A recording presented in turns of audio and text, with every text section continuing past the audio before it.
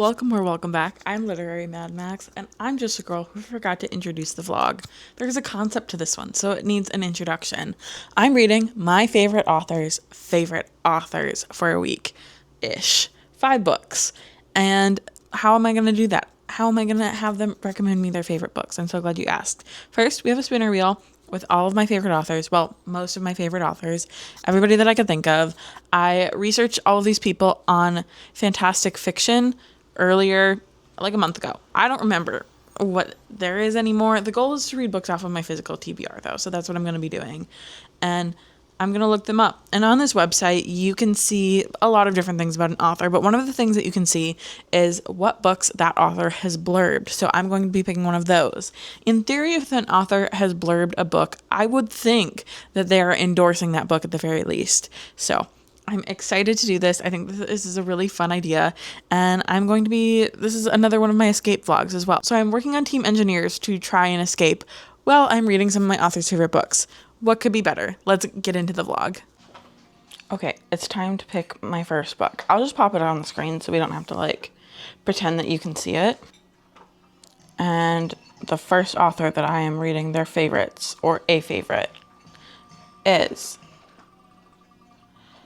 kind of nervous. Martha Wells. Now, I looked up all these authors and confirmed that there was something that I wanted to read, but I did that a month ago, and my brain is made of Swiss cheese, so I don't remember anything. So now we go to fantasticfiction.com is the website, and look up Martha Wells. Okay, and then you get their bibliography first, and their awards, and then what they recommend. Okay. I think Winter's Orbit or The Luminous Dead. I would read either of those. I have read a memory called Empire, and it was great. So, The Winter's Orbit or The Luminous Dead. I might put a poll on Instagram because I don't want to choose. I don't even want to flip a coin because usually when I flip a coin, it's because I have an inkling that I have an opinion, and then I'll know what I want before the coin ends up flipping. But I don't think that I know. So I'm going to take Rocket on his morning walk, and then by that time, hopefully some people have voted, and I'll know what I'm reading. I have had it up for 2 hours, the poll, and I'm impatient now, so I'm just picking whatever's in the lead, which is The Luminous Dead. The only bad thing is that I have no idea where it is because I reorganized my books when I unhauled them. So it's not that recent, but recent enough. So if you see it, let me know. But I feel like it would be, because I want most of my unread books in that, but I don't know if it's in that. Because I thought I had it planned kind of for reading in June, but maybe I didn't think that through. And in theory, my horror should just be kind of right here.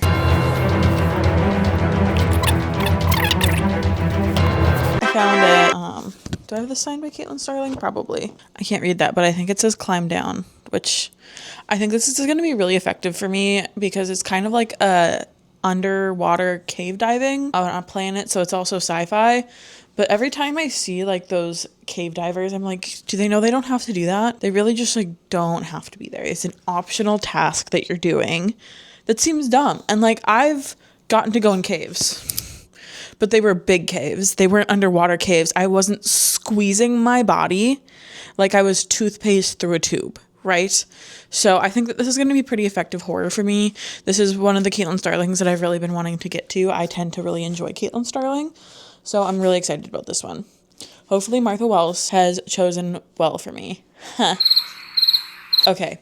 I will get into this a little bit so I can give you a better synopsis than caves, and I'll be right back. I have a Luminous Dead update, and I didn't know that this wasn't recording, so I have already opened my book mail, but I will let you know in just a second. As far as Luminous Dead, we are following 2 main people, Gyre and M. Gyre is the cave diver, is on this mission, didn't really get briefed on it, is just kind of going with it because she's desperate. She's very desperate. She needs to get off this planet. She needs money, and she needs to figure out where her mom went and why she left. M did not brief her on this mission because she wasn't asked to. It was kind of like a lie by omission situation. However, M has been trying to do this mission for 5 years, and usually there's more than one person who is topside helping you while you're diving, but it's just M. And M has already taken control once of Gyre's suit, like fully, because you're supposed to be able to do that in case of emergency, but she did it just so M couldn't quit. Or just so Gyre couldn't quit, because Gyre saw a body on the way down, which was not expected. They've been trying to do this mission for 5 years. It's apparently very dangerous. And because Gyre is so desperate, she's continuing with it. Also, M has promised to like research her mom, try and figure out where she went and why she left. So we're sort of in a mutual beneficial situation, although Gyre is risking like literal life and limb, where M is not doing that. And things have kind of started going wrong. They're starting to learn more about each other, sort of trust each other, but also there was not a cache where there was supposed to be a cache for like supplies.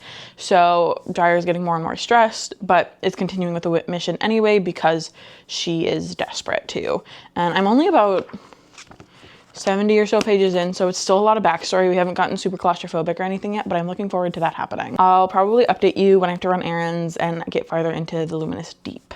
Probably update you before I finish it. I don't imagine I'll finish it before I have to run errands, but those are the plans. I would really love to spin for another book today because it's so fun, but I don't know if that's gonna happen.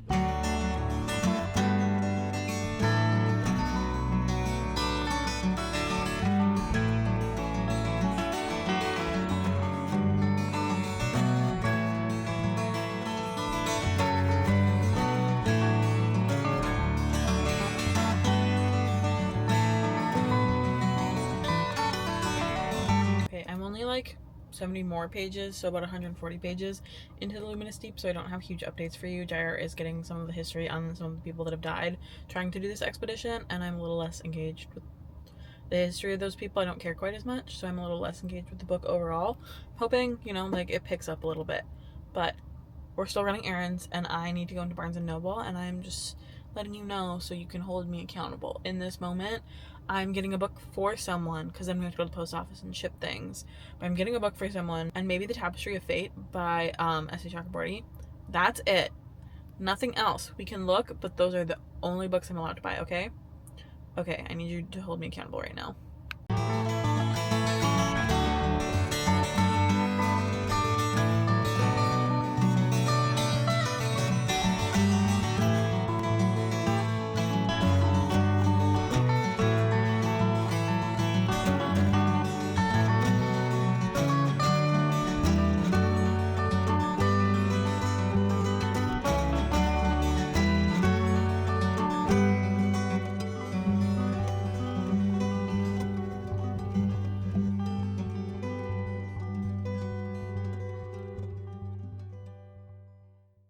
I finished Luminous Dead, and I went to the Veronica Roth event last night. I got exactly one clip just of the book. I did get some pictures with her, and it was fun. Most of the questions were about Divergent, which was annoying because I was excited to hear about Seek the Traitor's Son, but it was still good. I got to see Erica. It was not the best author event I've ever went to, but she did talk about Animorphs a lot, which I thought was fun because I'm also an Animorphs girl, and Ryan Coogler is developing it for TV, so I'm excited about that. I finished Luminous Dead. This bookmark's not accurate, but I think Lexi might still have some bookmarks. If she does, I'll link the store down below for Escape the Radiocon, which is what I'm reading these books for. This was fine, giving it a 3.5. There was just a lot of, I think this would have been a better novella, to be honest. And I think the ending wrapped up kind of like really quickly. I wish there would have been a little bit more ambiguity to it, honestly. And there was just like a chunk in here where we got the backstories of some of the other people that I don't think was super necessary and wasn't like super well done. But this was also Caitlin Starling's debut, and for a debut, I thought it was okay. And now it's over and we get to pick a new book. But first, a book haul. And by book haul, I mean these books were sent to me. Hopefully I haven't talked about this one already, but this is Hunger and Thirst. This is like a coming of age kind of horror, survival horror, I think. And there's like a time jump, and I love this cover. This is one of my favorite cover trends. Next, The Sunken and the Adored by Donia Coles. This author has another book where I've just always looked at the cover and wanted to read it and never gotten to it. This comes out in August. Recently freed slave finds the plague that killed her. Master may have followed her to Italy, and now she stalks the canals, and it's set in 1700 Italy. I'm excited about it. I think these covers are so beautiful. Then, Liverlight reached out to me to offer me Victorian Psycho, which I already have. obviously I enjoyed that book. But then they also offered this one, which I hadn't heard of. It's called The Catch by Ursa Daly Ward, a darkly whimsical tale of women daring to live and create with impunity. Twin sisters Claire and Dempsey have been all but estranged ever since their mother vanished into the Thames, until Claire sees a woman who looks exactly like her on the streets of London. The Catch, the version of Serene, aged not a day, has enjoyed a childless life.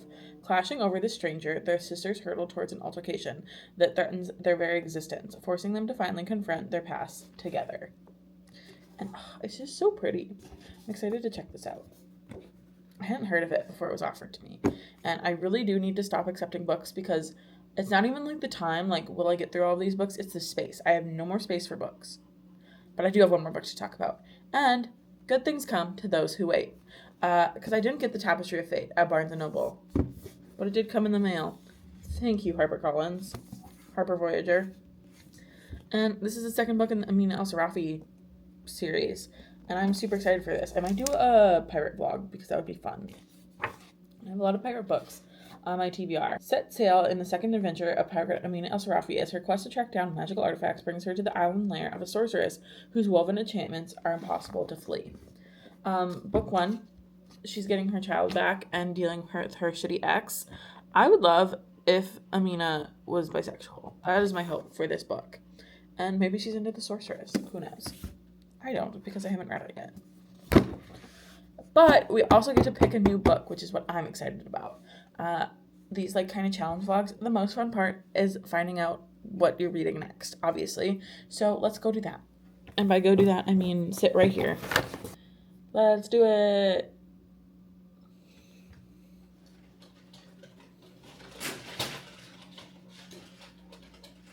Ooh, so probably another horror. Stephen Graham Jones. Remove you. Goodbye. Fantastic fiction. We look at... He has to have blurbed a lot, right?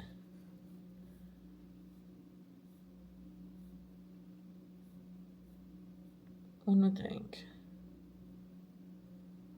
Okay, I have come knocking on my NetGalley. Is that possibly? I think I have the Deading.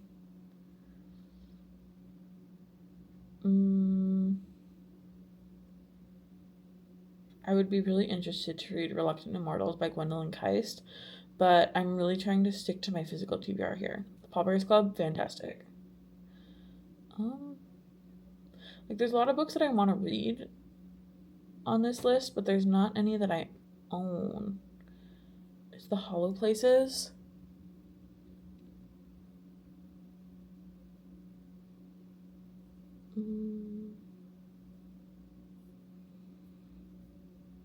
Is The Hollow Places the one I haven't read yet? Yeah, The Hollow Places is the one that I need to read for the 14 Rex by 14 Friends, and I don't think I have The Devil Takes You Home by Kipino Iglesias, otherwise I might read that instead, but I think I have to do The Hollow Places. T. Kingfisher. I was really hoping for not horror, but that's fine. I need to read this year anyway. Yep. And here's the blurb. I didn't read the blurb for the last one. What did Martha Wells say about The Luminous Dead? A psychological thriller and a gripping survival story that kept me on the edge of my seat the whole way through. It's a dark ride that's worth every step. I was definitely sat back in my seat for some of this, but again, not the worst book I've ever read. Definitely not the worst debut. Okay, what did Stephen Graham Jones say about this? Can horror even be this rollicking, this fun, while still delivering on the creepiness, the dread, the ick? In Kingfisher's hands, it can. Damn, that's a really good blurb. Sometimes I feel like blurbs, they don't actually like the book or even really read it. They're very generic, but that one feels really specific to this. Newly divorced and living back home in rural North Carolina, Kara is helping out her ailing, eccentric Uncle Earl at his house, which doubles as a tourist hotspot, the Glory to God Museum of Natural Wonders, Curiosities, and Taxidermy. While Kara is closing up one night, she discovers a mysterious hole in the drywall along one of the museum's overstuffed hallways of oddities, an opening that impossibly leads Kara and her new friend Simon to a sprawling area that simply can't be part of North Carolina's plane of existence. And never go through the glory hole, dude. As they explore the apparently limitless depths of the bizarre and frightening new world, a hub containing portals to alternate realities, and bear witness to its cryptic warnings. They can hear you thinking and pray they are hungry. Kara and Simon soon realize there's far more danger here than anticipated, for they have stumbled upon a place of unyielding madness and terror, haunted by abysmal creatures that gather strength from one's innate fear of them. Okay. Alright, I'm excited. It's gonna be good. I didn't like the twisted ones, so I have been avoiding this for a while because the covers are very similar. But I have liked everything else that I've read by T. Kingfisher, so I'm hopeful for this one. And this was recommended to me by someone whose taste I trust. Madison. I'm also Madison, but different Madison. Not talking about myself in third person. Okay, now that we've got that cleared up, I will come back to you once I have started this one. Okay, I need to give you an update on the hollow ones because I'm kind of flying through it. I'm already halfway done with it. And we need to spin, even though I'm not done with this one, because I think I'm going to take Rocket to Cannon Beach tomorrow, and I won't have time in the morning to spin, and I'll probably need it at some point in between because there'll be a lot of reading time tomorrow, I think, between the drive and just existing in Cannon Beach for the morning, early afternoon. But this is going really well. I'm really liking it so far. It's not at all like the twisted ones. Well, there's parallels, but I'm liking this so much better. The writing feels better for whatever reason. Kara is newly divorced, kind of a few jibes between her ex-husband, but nothing major. They're trying to be really polite about their divorce. It's supposed to be a happy divorce, but it's a divorce. It's not going to be happy. She's helping out her ailing uncle who takes care of this antiquities shop, and there's all these antiques that aren't totally above board. And one day she finds a hole in the wall of the antique shop, and her neighbor Adam, who is gay, not into her, but they're buddies, and they're having a really good friend banter back and forth. They go through this hole and discover this alternate dimension, Alice in Wonderland style, and it's very weird. They're trying to figure out, one, how to get back. They spend a night there, which I think is really scary, and two, what this world even is. There's a Bible for a world that's not theirs.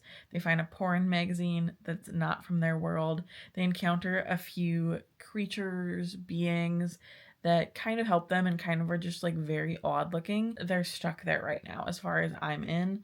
I'm stressed for them, and I'm really liking following them. They just can't die, right? They can't die. I need them to stay alive. And there's all these doors that could lead to alternate dimensions, but also seem to just be concrete for now. Things could change. They don't know. I don't know if time works differently here yet. We really don't know anything. And I'm nervous for them. Because I really like Kara and Simon. I want them to be fine, but it is a horror book, so I'm assuming that they're not going to be fine. T. Kingfisher's voice is coming out really strong through this. It's kind of quirky, but there's still definitely really creepy elements. I think what Stephen Graham Jones said, it's fun, but there's still creepiness and dread and ick. So true. I'm agreeing with him on this, and I'm really enjoying it so far. I assume that I'll probably finish this up on my drive to Cannon Beach tomorrow, and I'll give you an update before I switch over the books. But let us see what we're going to read after I finish up the Hollow ones.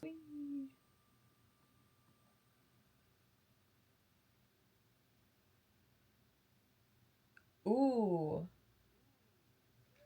It almost landed on T. Kingfisher, which would have been funny. A lot of the two authors I've gotten are also on the wheel, which I think is also interesting. They all just love each other. Okay, Nat Cassidy, another horror book. Wouldn't even say that there's half horror authors on here. It's just what it's picking for me. All right, Nat Cassidy, what have you blurbed? Because I don't remember. I feel like he's been blurbing a lot of things recently. Ooh. Excited for that. Okay. So many of these authors have recommended Breathe In, Bleed Out, and I hated that one. White Line Fever, I have. I actually just met that author. This World Is Not Yours is probably what I would pick because it would be short. Or Incidents Around the House. I am interested in that one. Man, he's blurbed a lot. I could read another Caitlin Starling because I do have less to leave the room. But I think that would be boring. Oh. Or I just got Night's Edge. I also just met Liz Karen. What I think I'm going to do is put a poll on Instagram and leave it for overnight, and then whatever it is in the morning is what I'll pick. I don't want to choose. I'm excited about Night's Edge. I'm excited about The World Is Not Yours, and I'm excited about White Line Fever. And for what I have read, I liked Play Nice a lot. Didn't like Breathe and Bleed Out. I really liked Senseless by Ronald Malfi. Did not like At Dark I Become Loathsome by Eric LaRocca. I really liked Diavala by Jennifer Thorne. And that's all I've read. So it's a real toss-up on if his recommendations are going to work for me. And I guess I could pick based on what the blurbs are, but I do think it's more fun just to leave it up to Instagram, so then I don't have to choose. I will let you know what we're reading, I guess, once I start it. Hi. Okay, we've made it to Cannon Beach. Me and Rocket. We took our first little walk of the morning, and now I want a little coffee, a little breakfast, and I have to do a little work. So we're both gonna hang out. Hopefully he'll be chill enough to just like lay down by my side and people watch. Sometimes he can do it, sometimes he can't. I do like have to work though, so he's gonna have to figure it out. Or we're gonna have to sit in the car together. Hopefully that doesn't happen. But it's a little bit chilly here, which I'm appreciating. I would always rather have foggy, cloudy, a little bit chilly than like hot, which is why I'm also glad we're here, because it's gonna be 80 degrees in Portland today. And after I get a little work done, we'll be able to walk around, get a little lunch. It's gonna be a good day. I also finished The Hollow Places. So they did escape from this like alternate reality thing, and then she had a night at the fucked up taxidermy museum experience, and it was like a whole battle. The cat was there, and a key component of everything, as is usual when there's a cat in T. Kingfisher books. And it was like a cute, nice, happy ending. She did have to experience pain for part of the escape and put full weight down on an injured knee. That part had me going, ugh, because I have a bad knee, if you don't know. So that part really affected me. Like, it gave me a physical reaction. But other than that, it was really typical T. Kingfisher. I really liked it. I tend to really like her audiobooks, which was true because I had to get audio for this next half because of the drive. And luckily, Night's Edge was immediately available. Oh, I didn't tell you what they picked. Night's Edge won by a landslide. It was not even close. I think there was only a couple votes that were not Night's Edge. And I got it on audiobook. It was immediately available, which is so convenient for me. So I'll probably be listening to that a little bit today. And I brought the physical book with me too, if I have time to sit and read it. I don't know that I will because I have Rocket with me, but we'll see. It's like only 50 degrees, so I feel okay with leaving him in the car for like 20 minutes. I want to get my mom something for Mother's Day because I still haven't done that yet. So I'm hoping to find her like maybe like a necklace or something here with like the haystack rock on it, because the last time she was here, we went here and she absolutely loved it because Cannon Beach is so adorable. Everyone absolutely loves it. So those are the plans. Those are the thoughts. And this vlog is going really well. All of the books that I picked are like kind of short, which I do want a fantasy book at some point in this vlog, but the horror books have been pretty short or like quick. So that's been really helpful. But let's go work for a little bit, I guess. My life is so hard. I'm at the beach.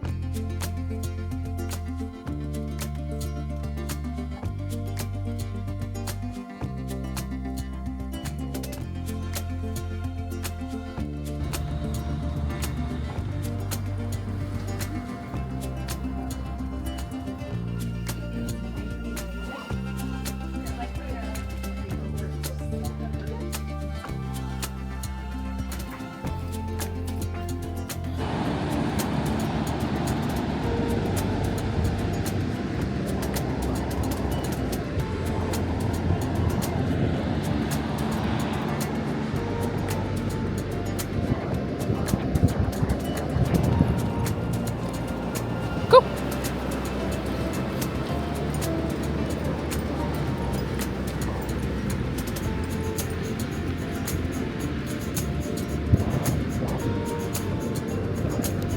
Bucket.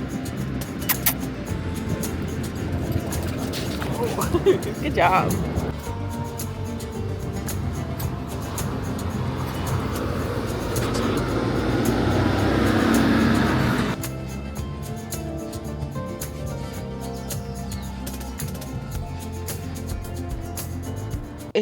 so hot here and I'm so not pleased.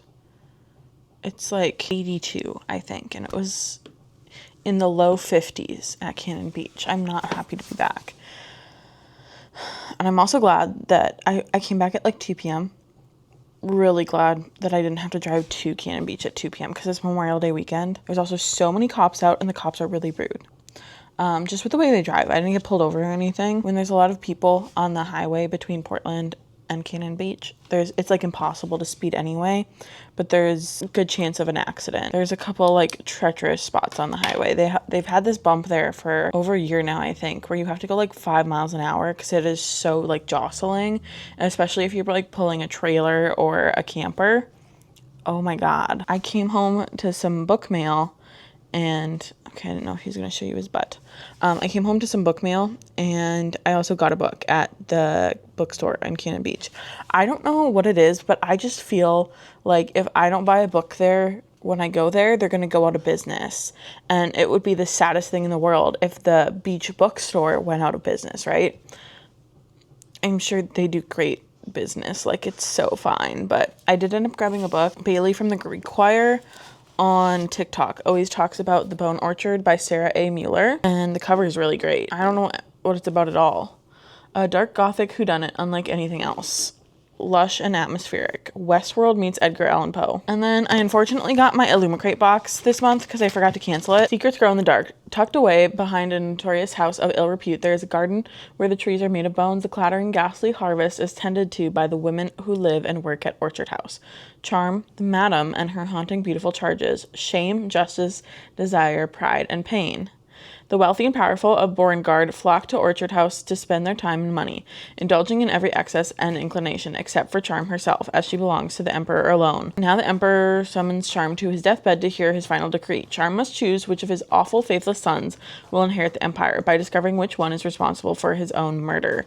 She completes the final task. She will be freed from a life of bondage and servitude, but she must choose what is more important, her freedom or the taste of revenge. I love a revenge story. Obviously, that's going to be for me. I don't think I want to read this book, so I think I'm going to try and just sell it and not even try. Like, I have so many books, and it didn't sound good when I read the synopsis, so I'm just going to leave it in plastic and sell it. Bloodbound by Ellis Hunter. Never heard of it, and I think I'm good. I really would like to get on the Illumicrate box without the stuff, because I don't need the stuff. I never need the stuff. It's like once a year where I'm really excited about one of the trinkets that they send me, but like, I don't need the trinkets. Most of it is just garbage, to be so honest. And I don't need to contribute to the sheer amount of garbage that people produce every year. That's my thoughts on that. Sonia, my friend, sent me out by Natsuo Kirino, and in her note she said, hey, we should buddy read this. It was also a thank you for Killer Reader Weekend, because I drove them around during Killer Reader Weekend, and like, I would have driven me around anyway, so it was really no trouble, but I appreciate a book, and she got it off of my wish list, which was really nice. This is a thriller that I think I'm really, really gonna like. I'm very picky with my thrillers. I prefer when they like lean a little horror or gruesome like. I tend to like them better. I think I'm gonna like this one. It tells the story of a brutal murder in the staid Tokyo suburbs as a young mother who works the night shift making boxed lunches strangles her abusive husband and then seeks the help of her coworkers to dispose of the body and cover up her crime. The coolly intelligent Masako emerges as the plot's ringleader, but quickly discovers that this killing is merely the beginning, as it leads to terrifying foray into the violent underbelly of Japanese society. I think I'll like that. I also have a reading update for you. I listened to it a little bit on the way back. I also listened to some Noah Kahan. And I also had some reading time at lunch. Rocket was being relatively chill. Our double beach walk, I think, tired him out a little bit. He's obviously really tired now. He was snoring on the way back. There was absolutely no way for me to get a video of it, but it was very cute. So I did start Night's Edge as well. This is also super short. It was shorter than I thought it was. It's only 274 pages. The audiobook's only 8 hours long. But we're following Mia. It's kind of like vampirism is an allegory for being in an abusive relationship. Mia, we're jumping back and forth between 2010 when Mia was like 11 and now, which would be about 2019, 2020. So Mia is 23. In the past, we're seeing her mom become a vampire, basically, and it's caused by this kind of shitty boyfriend that she had. And before Mia's mom turned into a vampire, she was like this really great mom, had all of these like fun quirks, was excited about holidays, was like a really good mom to Mia. And afterwards, it's like when a mom treats their child like an adult in ways that are convenient for them, like especially emotionally, definitely did that. And Mia is like giving her mom blood so she doesn't have to go out at night. And the only being able to go out at night is true of vampires here, and they're treating it like a virus. People are getting their blood tested in the past timeline. Every time you go to a hospital and stuff, they're setting up these like centers where they basically lock down the vampiric individuals, and Mia's mom is trying to stay free right now. Her and the shitty ex-boyfriend, when they were still together, were killing people, but then he started getting really aggressive with Mia, and it got to like such a bad breaking point is when they were getting away. And now they're kind of on the run, but Mia's arm is infected from like cutting it to give her mom blood. They do it better now, like in the present day, but Mia's also like, she's 23 but acts much younger, and I think part of it is a trauma response and part of it is her thinking that she needs to take care of her mom, even though her mom has like vampire powers now, but her mom is kind of responsible for her for blood. But I think that she's hunting again because said shitty ex-boyfriend is back in their lives. And just like there were some points where the way Mia's mom talked to her, it was just like, oh my God, I'm so angry, just like furious. And Mia's like not the most well-adjusted person in the whole world because of all of this, which makes sense. I also didn't tell you the quote from Nat Cassidy. Delivers all the vampiric thrills you could wish for, which is not like the highest form of praise.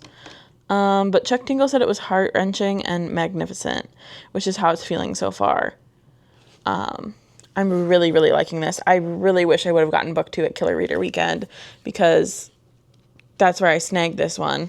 I don't know if I already showed it to you, but if I didn't, it's all signed and stuff. This is so good. I really like this a lot. And Liz Karen talked about her upcoming 2 books because this is a duology. There's a second one in the vampire thing. I will be ordering that. But, Alvy Blake blurbed this too. Karen's vampire apocalypse has a palpable beating heart. What a good quote. I agree. But this is so readable, so bingeable. I'm having a fantastic time, and I will be finishing this today. I thought about reading outside, but it's too hot now. And I really need to get some cleaning done super badly. And since I have time, today's the perfect day to do it. I also should get some editing done, but I don't know if I feel like doing that. But I should be able to finish this tonight and we'll spin for another book. I feel like this vlog is going so fast just because we're picking short books, but I'm having a great time. And Cannon Beach was also lovely. So I got a book at the bookstore, and then the other store that I wanted to go to carries this jewelry brand. It's a girl that does it out of Hood River, and her stuff is kind of expensive, which like I get it, but I was looking for something maybe for my mom, but I just didn't want to commit to like a $200 necklace today. I did, however, get her Marion Berry Jam, which is the berry of Oregon in the Pacific Northwest. So not like the biggest win as far as getting stuff, but also it's just like harder with Rocket because I don't want to leave him in the car for too long. I think he's just gonna, it's just like my anxious brain. I feel like he's just gonna explode, but he's so fine when it's 50 degrees. It's not that big of a deal. I'm gonna chill for a little bit and then we'll get back to some reading. I finished Night's Edge. Wow, this was so good. If you love a contentious mother-daughter relationship, yeah. Mia started making this friend in town, her age, another young woman like her, but this young woman is kind of like a rock star, kind of wants to just like be wherever she wants to be, and Mia's just like looking up to her like she is the best thing that has ever happened. So she starts rebelling a little bit, and by rebelling, like going out, having a friend. That's it. It's not that crazy, but her mom is psychotic, partially because of the vampire thing, and I think just maybe she was always like that, and, you know, before Mia was 11, it's, like, harder to understand who your parent is and that they aren't a perfect person when you're a child. But she goes to this festival and realizes that her mom basically, like, was a part of this vampire group that killed a bunch of people. So Mia's like, I don't want anything to do with this anymore. And her mom's not letting her go, obviously. That's not how an abusive relationship works. So this really awful thing at the very end happens. And I cannot wait to read book 2. This is a duology. Thank God it's complete. Because the cliffhanger, like, Mia just ends up in total devastation. She basically has nothing anymore. Essentially, she doesn't have who she thought she was going to be able to rely on forever anymore. And she's also in danger, and this epidemic of vampirism is still going on. So all of these things are happening. And one of the things that Mia's mom also crossed a line that Mia never thought she was going to cross. I feel so bad for Mia, and I don't think that she's a perfect character, but also she went through so much and was at such a disadvantage from such a young age that I just want to hug her. And I thought this was so good. I think I'm going to give this like 4.5 stars. And I think Nat Cassidy was totally right. I love this, and I can't wait to read more from Liz Karen too.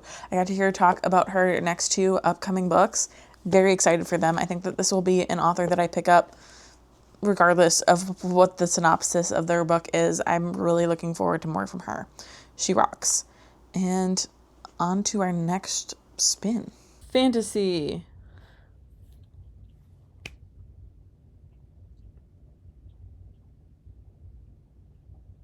Ooh.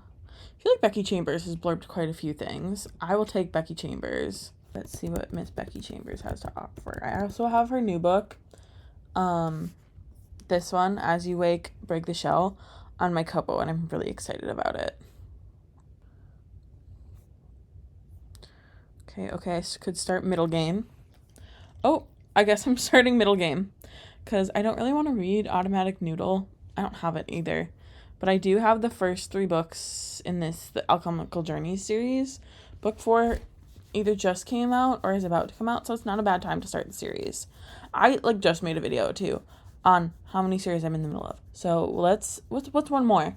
What's one more when you're in the double digits already? It doesn't matter. And we can see what she said, because it actually has the quotes here, even though that's not the way I've been reading them. Dwyer has an uncanny knack for taking the worst things that lurk in the shadows and weaving them into an absolute delight.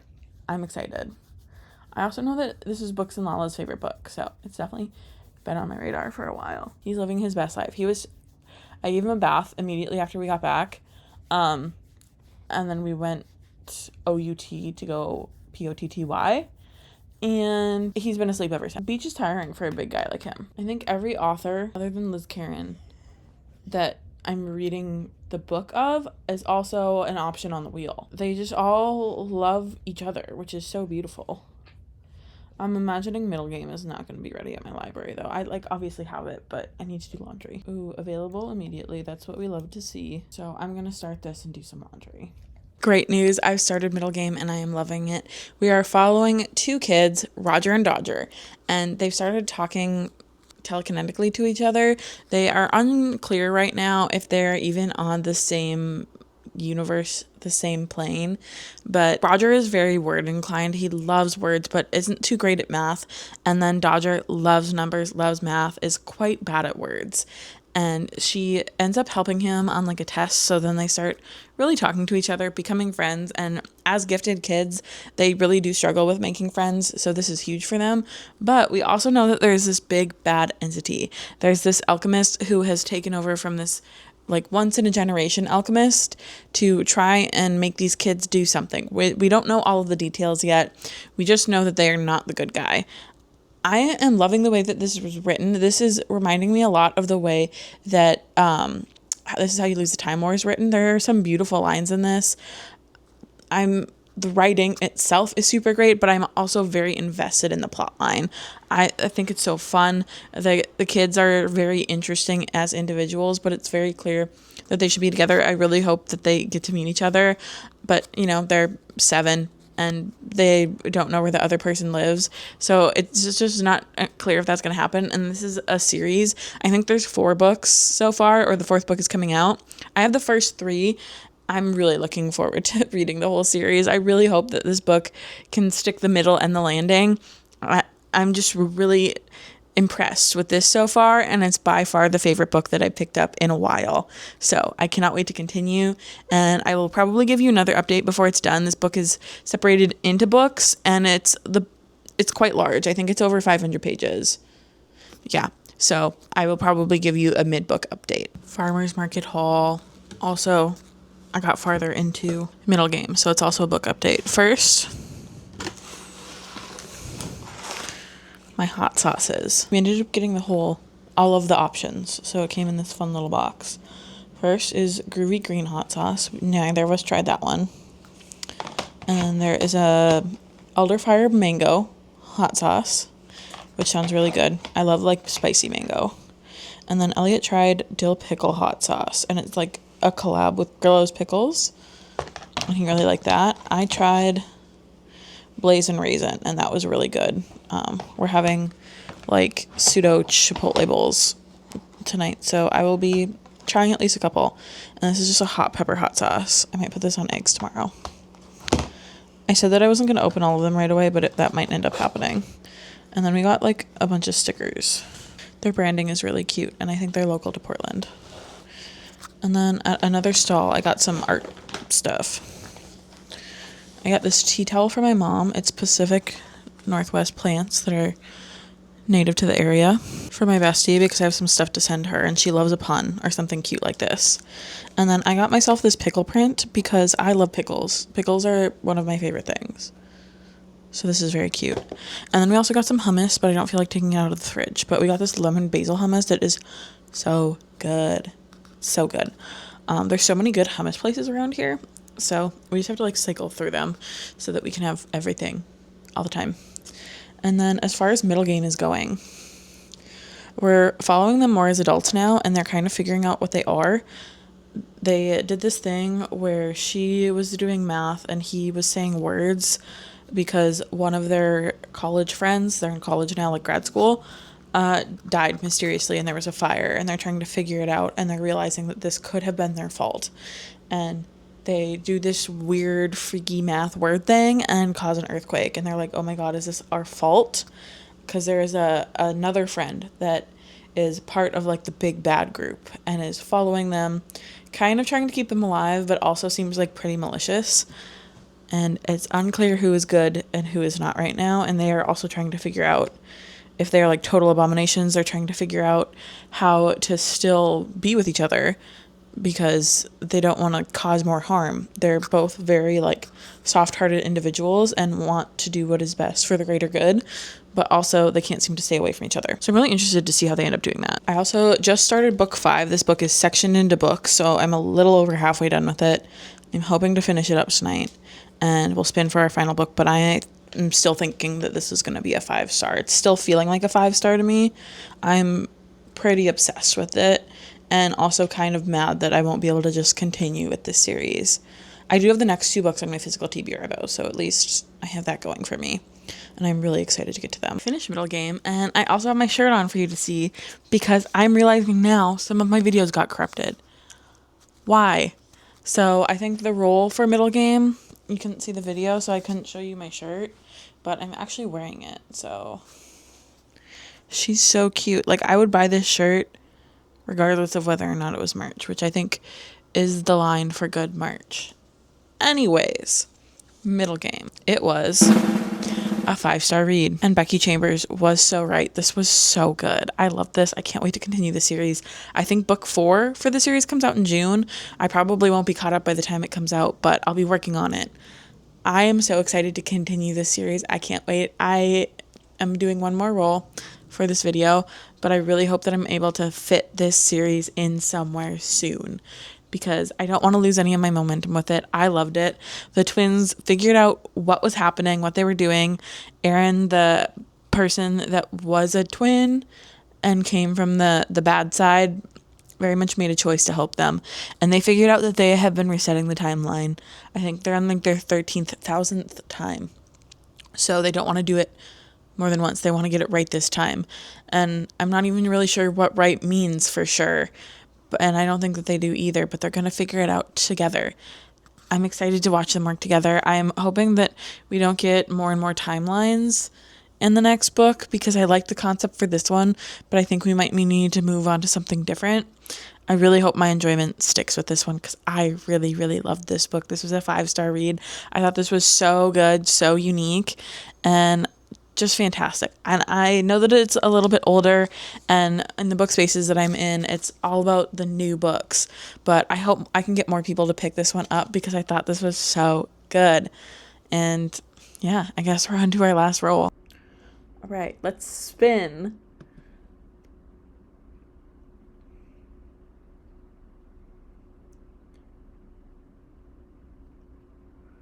Ooh, Arcady Martine. Okay. I feel like Arcady Martine blurbs a lot of things.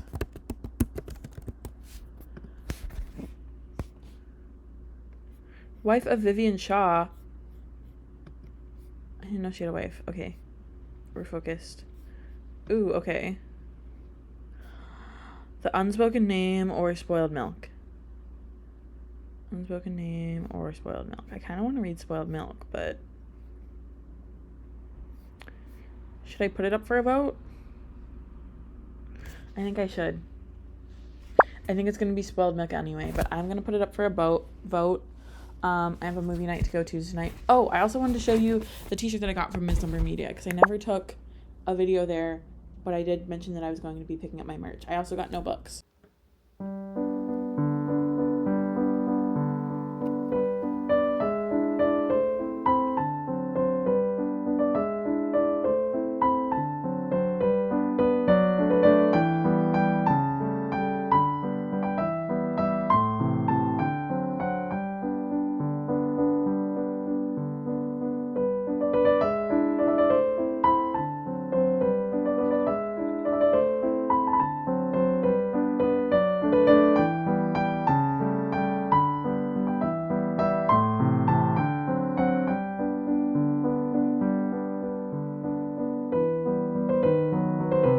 I didn't update you last night because I didn't get very far into Spoiled Milk, but now I'm about 100 pages into it.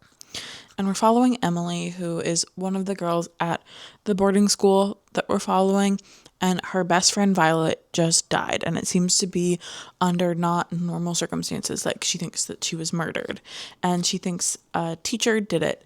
The teacher and Violet had this relationship where Violet would go and kiss her teacher's cheek, who is a woman, at the end of every night. And I don't think Violet quite knows this. I don't think Emily quite knows this, but from our perspective, it seems like they were into each other, that they were lesbians. And I don't think Emily quite knows this about herself or really about the world yet, but I think that she is also a lesbian and is not ready to quite face that. And the girls that we're following are 17, and I don't know if it's just I'm not giving 17-year-olds enough credit. I'm giving 13-year-olds too much credit, but these girls read a lot younger to me, and maybe it's just the time period. Like, these are the Victorian times, and maybe they're just, a little bit more girlish, but they really don't read like they're 17, 18 years old. They're a little annoying.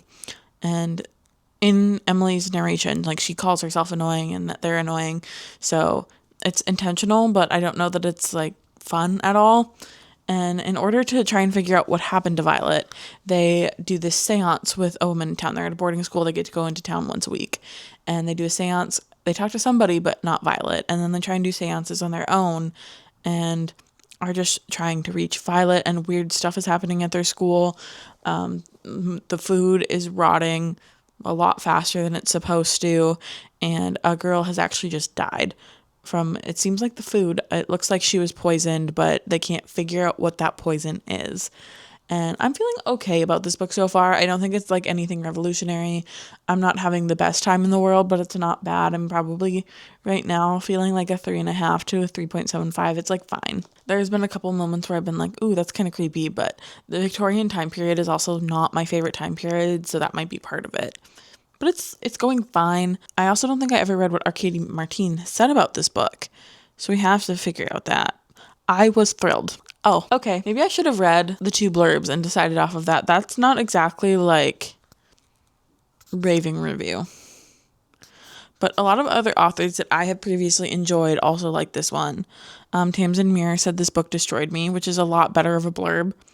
Michaela Clemens and Julie Dada, who wrote Feast While You Can, said the haunted lesbian boarding school horror show we always wanted. Avery Curran is a witch. I am enjoying the sapphic elements of this book. It's more the horror elements that I feel like are a little bit lackluster. So it kind of depends on what you're going into this book looking for, I would say. Julia Armfield, who wrote Our Wives Under the Sea, said a dirty little jewel. A truly impeccable novel. These are blurbs that would make me want to read a book. I was thrilled. Period. Not even exclamation point, just a period. Does not make me excited about reading a book. And I think that's everyone that I really recognize that I've read from before. Arcady Martine not coming in hot with like a super excited blurb, but I shall persist. It's reading pretty quickly. I'm really hoping to finish this tonight and get this vlog up tomorrow. We'll see if that happens, because we're also going to a movie tonight, which I'm really excited about. Oh, and I never talked about my night last night, if you care. Tonight we're going to see Obsession, which I'm really excited about. Everyone's talking about it, and a lot of people seem to like it. I'm also really hoping that I like it. I've liked all of the clips that I've seen so far. I'm trying not to see too many because I don't want to be too spoiled, but from what I've seen so far, it looks great. And then yesterday for Emma's birthday, we watched 2 movies. One she picked, and then one she said okay to watch, one that I wanted to watch that I've seen before. It was fun to watch it though. The first one was Page Master with Macaulay Culkin as a child, and then it turns into this animation. It's so cute. It's very cute. And we just had a little craft time. We worked on our planners or journals or colored. It was just very vibey. And then the other thing that we watched was Wild Child, which is one of my favorite movies of all time. And Mick made me buttons, one of which is from Wild Child. It's her when she first gets to the boarding school. I think these are so fun. Mick has this hyperfixation right now on making buttons, and I am reaping the rewards of it. This one just says I heart cannibalism, which I also think is really funny. And so true. It was my last vlog. Check that out if you haven't. And then Billy, the puppet from Saw, which is one of my favorite movie franchises, and he's sparkly, as he should be. He's so cunty. I love them, and I will be putting them on something. I haven't decided yet. I have a bag with a bunch of buttons, but I think these might be too big for the vibe that I'm going for, but I'll try that later. And I am hoping to both finish Spoiled Milk and watch Obsession tonight, but we'll see. Spoiled Milk is going quite quickly though, and I will update you if things get creepier. Otherwise, it'll probably just get an end of the book update. And yeah, that's all I got.